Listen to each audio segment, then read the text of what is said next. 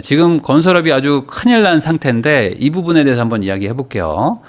현장이 셧다운 될 것 같다. 불확정 속에 공사비 상승, 안전 문제까지 건설업 삼중고다라고 하는데, 건설업이 최근에 조금 뭐 실적은 안 좋았고 뭐 상대적으로 실적 조금 좋아진 회사들이 막 주가가 많이 올랐거든요. 이제 원전 수혜주 뭐 이러면서 막 올라간 곳들도 많고, 앞으로 이제 뭐 공공 분양 이런 것들 많이 한다고 하니까 건설도 이제 힘든 시기를 지나가지고 좀 SOC 투자도 많이 한다고 하니까 좋아지나 했는데, 건설업에 엄청난 악재가 지금 터지고 있습니다. 뭐냐면 바로 지금 이 사망사고, 산재사고에 관련해서 대통령이 엄청나게 엄벌을 하겠다고 아주 강력한 의지를 보이고 계시기 때문이에요. 자, 이 대통령 건설사 산재 사망의 입찰 자격을 영구 박탈하고 금융제재를 검토하라 라고 했습니다. 지금 이제 대통령이 엄청 화가 났습니다. 지금 내가 이거에 대해서 되게 강조를 했는데도 불구하고 계속 산재가 생기는 거예요. 그러니까 이제 이거 안 되겠다. 이 건설사들의 마인드가 너무 문제다. 그래서 아예 망하게 하겠다라고 지금 강력하게 지금 얘기를 하고 있습니다. 자, 그러면 이제 어떻게 하냐? 입찰 자격을 막는다는 거는 건설사 입장에서는 그냥 망하라는 거고, 금융 제재를 한다는 건 당연히 뭐 회사채도 이제 안 팔릴 것이고 하면은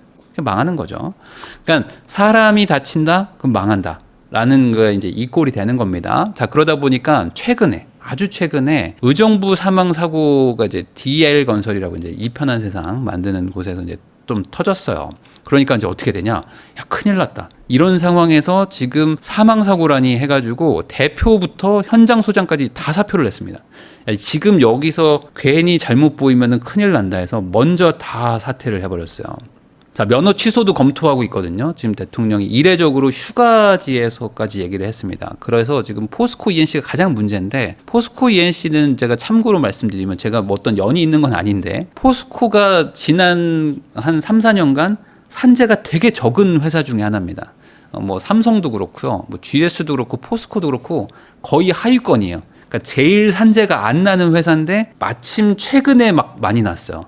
그러다 보니까 포스코가 지금 완전 타겟이 돼버린 거예요. 조심하라고 했는데 또 사고가 나? 너 저번에 조심하라고 했잖아. 또 사고 났네? 안 되겠다. 그래가지고 지금 면허 취소까지 지금 얘기가 나오고 있단 말이에요.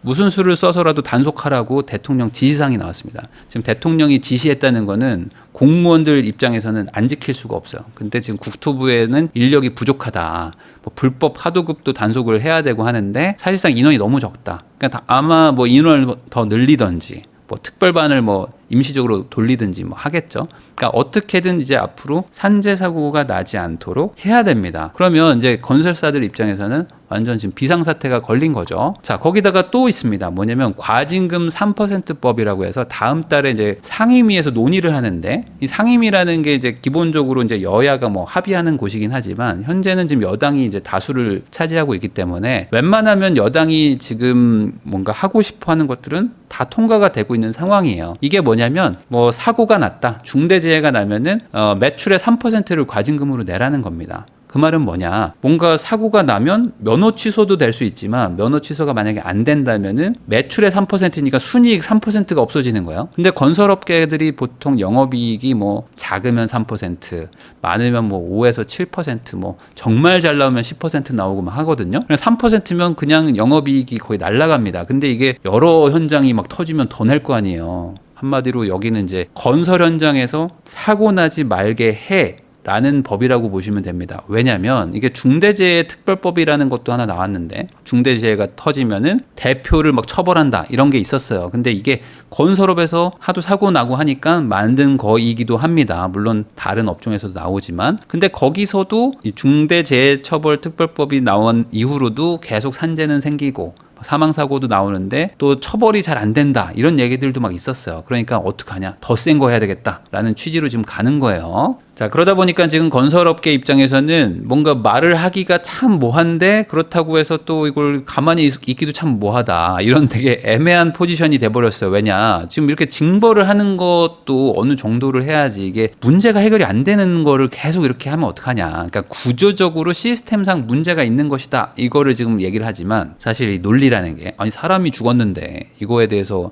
그렇게 넘어갈 수 있냐 라고 지금 강한 기조가 생기다 보니까 지금 건설사들 입장에서는 조심해야 된다라는 쪽으로 어떻게든 좀 공사를 뭐 늦추든지 아니면은 뭐 잠깐 중단을 하든지 아니면 뭐 건설 공사비를 늘리든지 어떻게든 방법을 찾아보자라고 하면서 지금 되게 비상사태라고 보시면 됩니다. 근데 이게 구조적으로도 문제가 있다고 한 이유가 지금 한국인들이 공사 현장에 많이 없어요. 제가 옛날에 있었던 시절에도 외국인 근로자들이 많이 늘어나고 있었었는데 지금은 더 많이 늘어났습니다. 그러다 보니까 지금은 공사 현장들 특히 뭐 1군 대기업들은 그나마 난데 뭐 지방 건설사 뭐 2군 건설사 이런 곳들은 뭐 외국인 근로자들이 엄청 많아요. 그러다 보니까 거기 뭐 현장에 뭐 3개 국어, 4개 국어 써여 있는 경우도 많고 의사소통도 잘 안 되고 그래서 막 번역 앱을 돌리고 막 이렇게 하거든요. 근데 이런 분들도 뭐 공사는 해야 되고 다 돈에 엮여 있다 보니까 막 빨리빨리 하려고 하고 조금이라도 좀 공사 빨리 해서 또 남기려고 하잖아요. 이윤을 좀 남겨야 되니까 돈 벌자고 하는 건데 그러면서 또 사고 나고 막 합니다.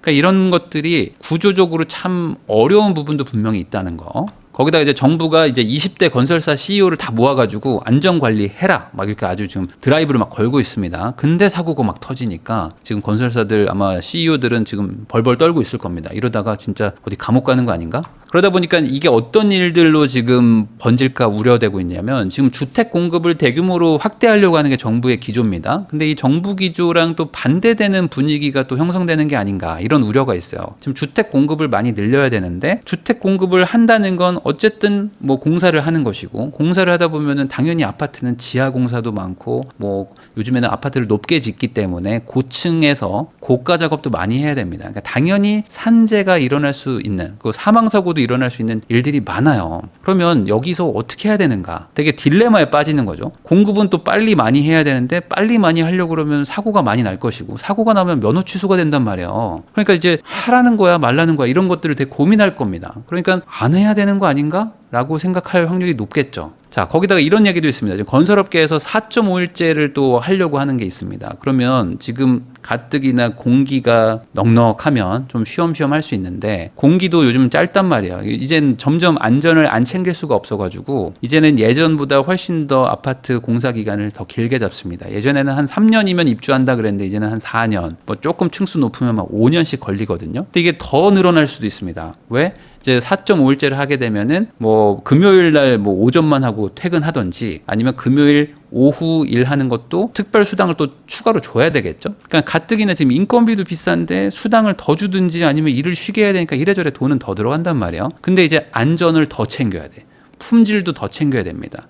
거기다가 이제 근로자들의 어떤 복리 후생 이런 것들도 더 챙겨야 되고 외국인 근로자들도 많아지니까 소통도 잘 신경 써야 돼요. 그러면 전반적으로 이제 공기도 많이 늘어지고 공사비도 늘릴 수밖에 없다. 공기 공사비 현실화를 해야 된다는 얘기들이 나옵니다. 근데 이제 공공 관련돼서는 또 항상 좀 예산을 짜게 주거든요. 그러면 이제 뭐 이래저래 공사가 쉽지 않을 것이다.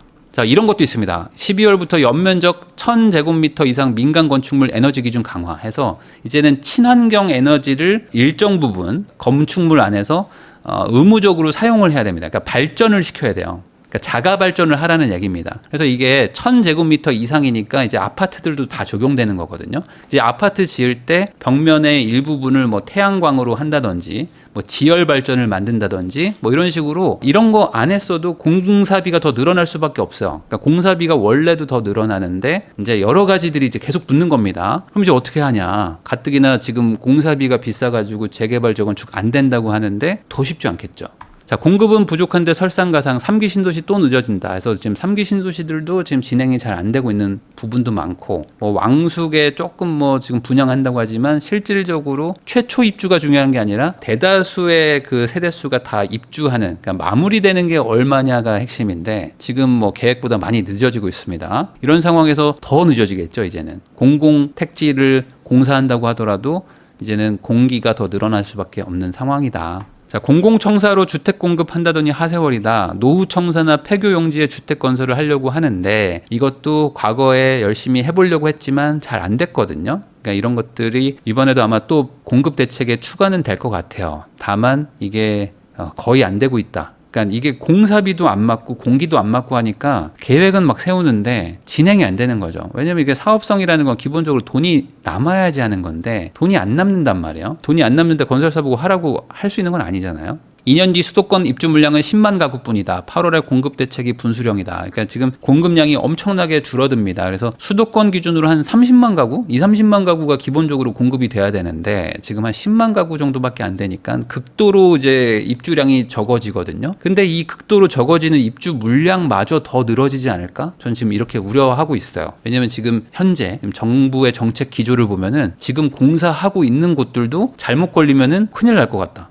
아파트 역부족, 생숙 오피스텔로 대신할까? 주택 공급 방안 곧 나온다. 생숙 오피스텔로 조금 유도를 하는 정책이 나올 수도 있지 않을까라고 했는데, 야, 이게 지금 종류가 중요한 게 아니야. 지금 건설사들 입장에서는 아예 아무것도 지금 하면 안 되는 상황으로 가는 것 같아서, 이게 지금 왜 이런 분위기로 가는 건지 저도 약간 의아하거든요. 지금 이런 상황에서 어떻게 하라는 거지? 자, 거기다 이런 얘기도 있습니다. 지금 대출 규제가 아직 끝난 게 아니다 해서 지금 단독 기사들이 좀 나오고 있는데, 신생아 대출 최대 4억 나오는 거, 요것도 이제 DSR에 포함시킬 수 있다, 이런 얘기들이 나오고 있어요. 만약에 이게 정말 된다면, 이게 정책 자금이 지금 기금이 많이 부족하거든요. 그러니까 아마 이거 나올 확률이 꽤 있다고 전 봅니다. 정책 자금 자체를 빌려주고 싶어도 기금이 부족해요. 그러니까 이래저래 강화를 할 겁니다. 기준 강화를 많이 해가지고 기금 소모를 좀 줄이려고 할 텐데, 그래서 신생아 대출도 많이 줄 것 같아요. 최대 4억을 대출받을 수 있는 사람들이 뭐 급감할 것이다, 이런 얘기도 나오고 있습니다.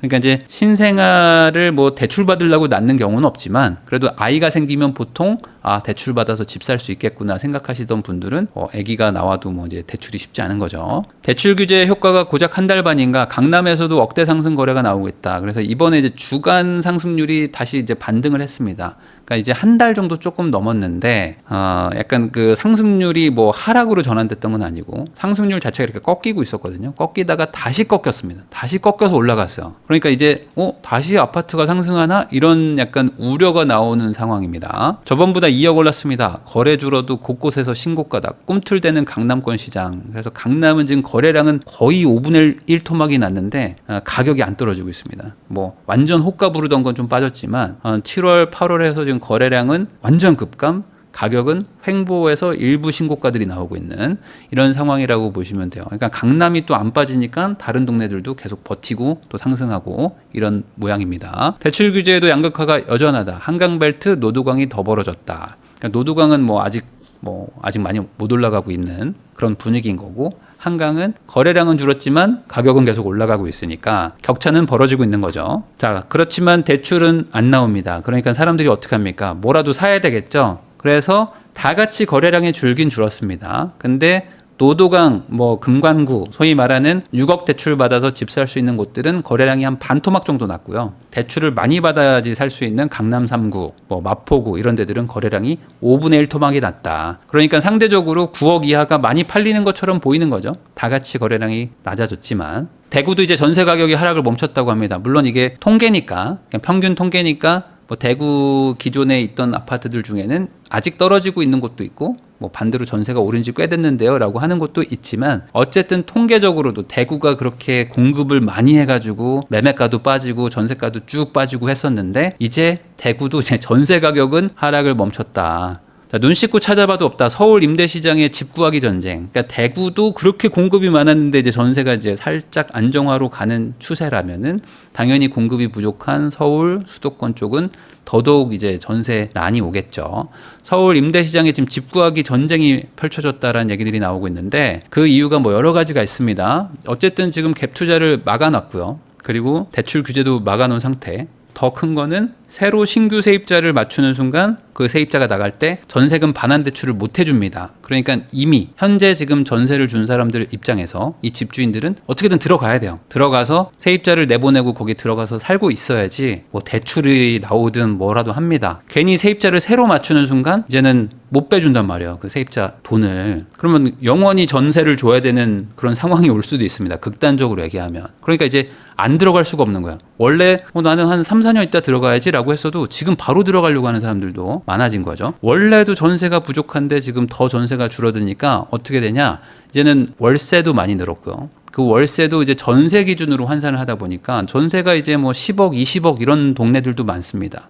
그러면 이제 전세 20억을 월세로 환산하면 월세가 당연히 뭐 500, 1000 막 이렇게 올라가는 거죠. 세입자 연장에 집주인 입주까지 1100세대 대단지의 전세가 0건이다. 그래서 진짜 지금 전세를 구하기가 힘들거든요. 어디든 지금 마찬가지입니다. 특히 서울 안쪽에 웬만한 대단지들은 전세가 없어요. 전세가 없다 보니까 전세 구하는 분들 입장에서는 다 계약갱신 청구권 쓰고 있습니다. 지금 나갈 수가 없어요. 지금 전세 사는 분들은 거의 이사를 안 갑니다. 이사를 가려고 하는 순간 한 1, 2억 올려줘야 되는데 그 1, 2억 올려주기도 쉽지 않을 뿐더러 이거 올려줘봐야 지금 사는 집보다도 나쁜 집에 가서 살아야 돼요. 그러니까 그냥 살자 해서 세입자들은 다 플러스 2년을 쓰시고 들어올 사람들 그 가야 될 곳들도 실거주자 집주인들이 막 들어와 버리고 그러니까 이제 새로 이 동네에 처음으로 전세 얻으러 온 사람들은 완전 지금 물량이 없는 상태입니다. 그러니까 이제 뭐 웃돈 주고라도 막 들어가는 그런 상황이 오는 거죠. 목적을 상실한 분양가 상한제, 로또 분양 손질 어떻게? 그래서 지금 청약을 노리고 있던 무주택자분들 입장에서는 또 로또 청약이 문제다라는 얘기들이 지금 나오고 있다 보니까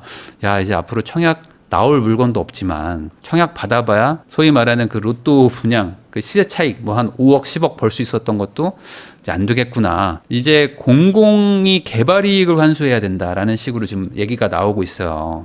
그러니까 그 시세 차익을 정부가 가져간다라고 보시면 됩니다. 그러니까 분양가 상한제는 하는데 분양가랑 시세랑의 그 차이를 채권 같은 거를 매입하게 해가지고 사실상 정부가 가져가는 그런 걸로 할 확률이 높다. 그럼 이제 청약을 노리고 있던 분들도 사실상 이거 내가 청약을 해야 될 이유가 뭐가 있어? 라는 생각들을 하게 되는 거죠. 세금을 건들지 않겠다라던 대통령의 말과 지금 이제 공식과 현실화 얘기들이 또 막 그 기사들은 막 나오고 있습니다. 단독 기사 나오고 막 하는데 정부에서는 아니다. 정해진 거 없다. 전혀 뭐 사실 무근이다라는 얘기들이 나오고 있어요. 근데 이 세금을 또 거둘 수밖에 없는 상황이고 그럼 세금을 어디서 거둘 것인가 라는 얘기들이 나올 때 항상 정부는 이제 부동산을 보게 됩니다. 부동산을 딱 보면 저기서 세금 내려고 하는 사람들이 막 모여 있어. 저기 지금 뭐 돈 벌었대. 막 강남에 막 집값 10억 올랐대.